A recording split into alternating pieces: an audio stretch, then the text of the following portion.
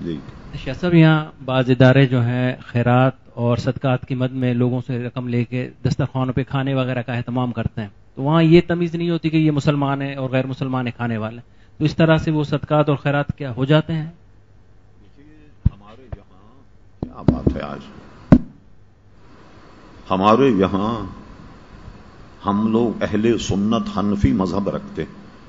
امام اعظم ابو حنیفہ رضی اللہ تعالیٰ کا فتویٰ یہ ہے، کسی زکوٰۃ کے مستحق کو زکوٰۃ دے کر اس کو اس کا مالک بنا دیں۔ تملیک شرط ہے کہ جسے زکوٰۃ دی وہ مال پہ قبضہ کرے اور وہ اس کا مالک بن جائے۔ صرف کسی چیز کو جائز کرنے سے زکوٰۃ نہیں ہوگی۔ جیسے آپ نے زکوٰۃ کے مال سے لوگوں کو کھانا کھلا دیا تو تملیک تو نہیں پائی گئی، ملکیت نہیں پائی گئی، اس لیے ظاہر ہے کہ زکوٰۃ ادا نہیں ہوگی۔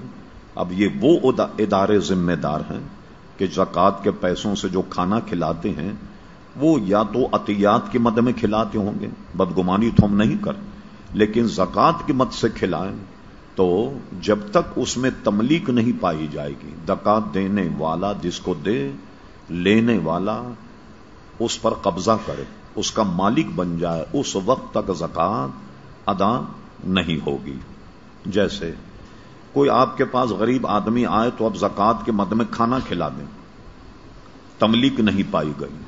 ہاں، اگر کوئی جیسے 4-5 آدمی کو آپ نے کھانا دے دیا اور کھانے کا ان کو مالک بنا دیا کہ بھئی آپ چاہیں تو یہاں کھائیں یا کہیں لے کر چلے جائیں، آپ کھا لیں، یہ کھانا آپ کا، تو جتنے کا کھانا ہوگا اتنے کی زکوٰۃ ادا ہو جائے گی۔ ٹھیک، یہ اس صورت میں کہ جب اس میں ملکیت پائی جائے۔ یہ آپ سن رہے ہیں یوٹیوب رضوی چینل لوہردگا۔